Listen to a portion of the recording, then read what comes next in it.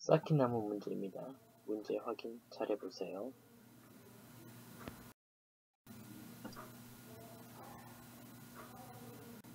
이 그림도 잘 확인해 보시고요. 아까 그림하고 달라졌죠? 달라진 점은 이 쌓기나무에 대해서 평면도를 하나 그려본 거예요. 이 평면으로 그려봐가지고 쌓기나무가 각각 몇 개씩 쌓여있는지 그 자리에 그림을 그려본 거죠. 그런데 이 평면도를 그린 것은 사실 쌓기나무가 뒤에 어떤 쌓기나무도 없다, 숨겨진 쌓기나무가 없다 라고 생각하고 그린 거예요. 이때는 그래서 최소로 쌓기나무가 쌓여 있다라고 생각하는 거지. 가장 적게 쌓여 있다라고 생각하는 거예요. 일단 이 그림을 그리는 게 중요합니다. 왜냐하면 나중에 아이들이 제일 어렵게 생각하는 쌓기나무가 가장 많이 사용될 때, 쌓기나무가 뒤에 숨어 있을 때 이것을 어떻게 애들이 찾아낼 수 있는지에 대해서 그 팁을 드릴 거거든요. 그러니까 일단 최소로 쌓는 이 방법에 대해서 빨리 알아야 돼요. 다시 한번 말씀드리지만 이 평면도를 그리셔야 돼요. 아까 그림과 다른 거는 평면도가 그려졌다. 자, 이 정도는 찾으실 수 있을 거예요. 그리실 수 있고요. 그러면 여기 쌓기나무가 몇 개 쌓여 있는가? 이 자리에 하나, 둘, 셋, 세 개 쌓여 있네요. 이 자리는요, 네, 2층까지 쌓여 있죠. 그러니까 2라고 적으시면 되고요.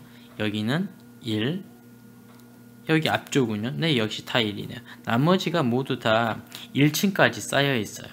그러면 이 개수가 쌓기나무가 쌓여있는 가장 최소의 개수예요. 뒤에 아무것도 없다, 아무것도 숨겨져 있지 않다, 쌓기나무는 이것이 전부다 라고 판단하는 거죠. 이것을 최소인 경우라고 생각할 수 있겠어요. 쌓기나무가 가장 적게 쌓여있는 경우. 자, 이때 몇 개인지 한번 살펴볼게요. 하나, 둘, 셋, 넷, 다섯, 여섯, 일곱, 여덟, 아홉 개네요. 그러면 뒤에 뭔가가 더 숨어 있다면 어떻게 그걸 우리가 찾아낼 수 있을까? 대부분의 아이들이 이 부분을 어려워한다는 거죠. 오늘 이 동영상에서 말하고자 하는 핵심은 지금부터입니다. 자, 어떻게 하는지 한번 봐보세요. 일단 이 쌓기나무의 방향성은 이쪽 방향이에요. 이렇게 바라보고 있는 거예요. 이렇게 바라보고 있어요. 그렇기 때문에 이것에 착안해서 문제를 푸는 아주 쉬운 방법이 있어요. 이것은 이해하지는 못했지만 당장 시험이 내일인데 어떡하나, 맞춰야 되잖아요. 시험 문제를 맞춰야 되겠는데 내용은 이해는 안 돼요. 쌓기나무가 맨날 이 모습이 맨날 바뀌어서 나오거든요. 자, 어떻게 하면 이 문제를 쉽게 풀 수 있는지 가르쳐 드리겠습니다. 그리고 참고하세요. 일단 이 3보다 작은 숫자가 있을 수 있는 곳을 찾아야 되는데, 자, 이렇게 자, 3보다 작은 2와 1을 생각해 보는 거예요. 선생님 왜 이렇게 해야 되는데요? 일단 이렇게 하세요. 이 다음에는요, 어떤 숫자가 올 수 있죠? 네, 1이 올 수 있어요. 1 다음에는요, 올 수 있는 숫자 아무도 없죠. 0이죠. 0은 그래서 쓰나 마나니까 쓰지 않겠어요.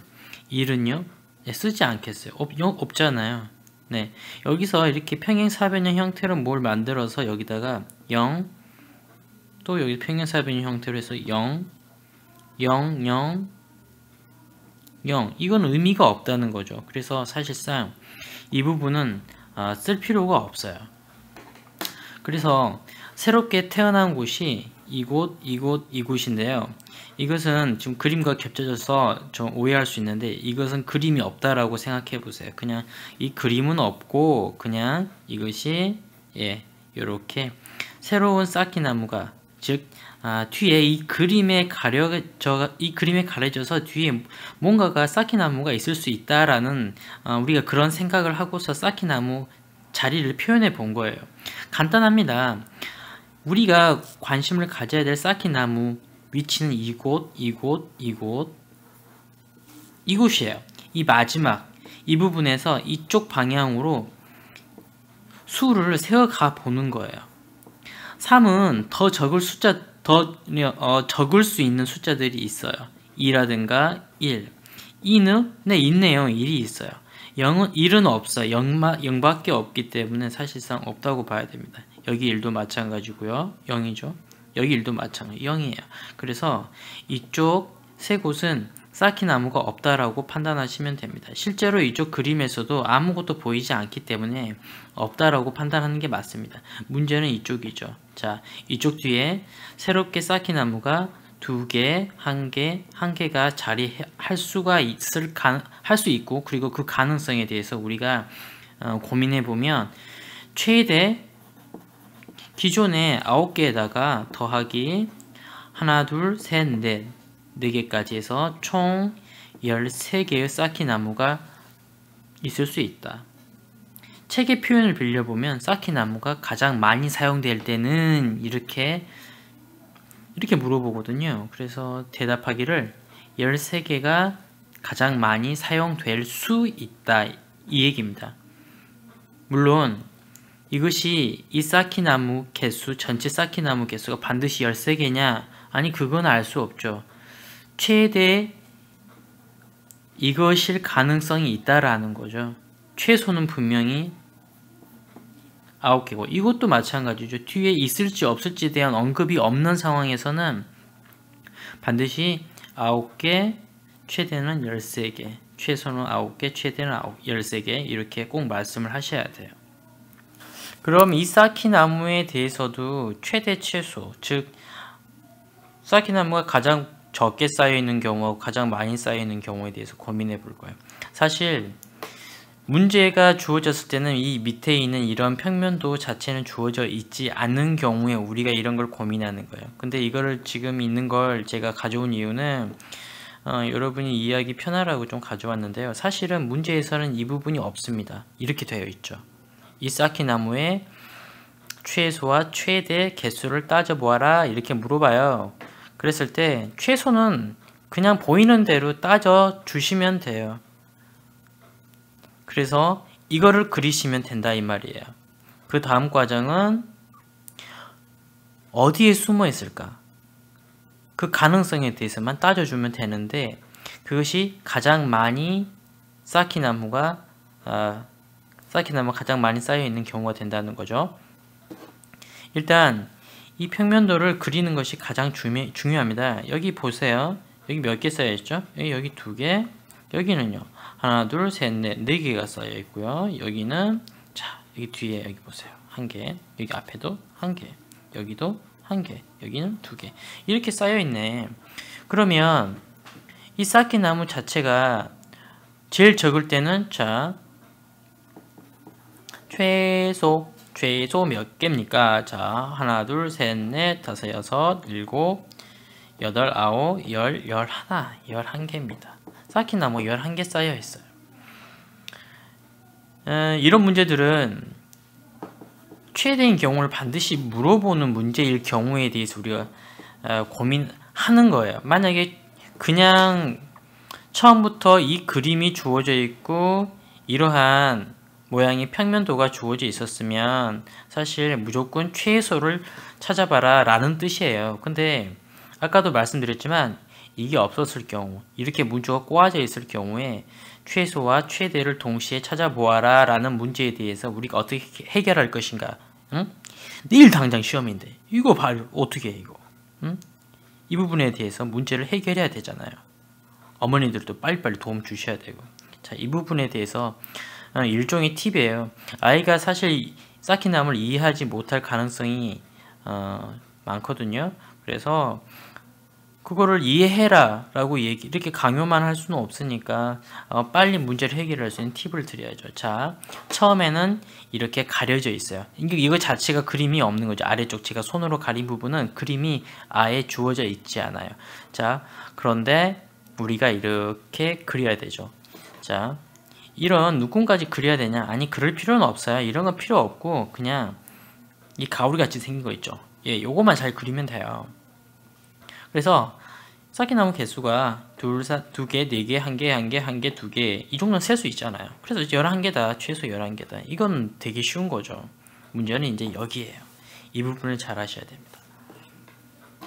항상 우리가 관심을 가지고 최대 쌓기나무가 얼마만큼 사용되었을까? 라고 이런 질문을 받았을 때 우리가 관심을 가져야 될 부분은 이쪽 부분이에요. 그래서 2, 4, 1, 1, 2. 이 숫자에 대해서 관심을 가져야 돼요. 2는 1이라는 숫자가 이 다음에 올 수 있어요. 이 방향성이 중요합니다. 이 방향성이. 왜냐면 아까도 말했지만 쌓기나무는 이쪽에서 바라보는 거거든요. 이 정면 쪽에서요. 예, 정면에서 바라봤을 때 쌓기나무의 모습이기 때문에 이 방향으로 숨겨진다면 정확하게 이 쌓기나무 바로 뒤에 숨겨질 거니까 이렇게 그림을 평행사변형, 이런 평행사변형, 즉 마른 꼴이라고 할 수 있는데 이거를 그려 나가야 된다는 거예요. 이 다음에는 1이 올 수 있고요. 자, 간단합니다. 더 적은 숫자들 우리가 모양을 만들고 이렇게 3, 2, 1 이렇게 그려 나가면 된다는 거죠. 자, 여기는요 1 더하면 0이잖아요. 그러니까 사실 할 필요가 없겠죠. 그리지 않겠어요.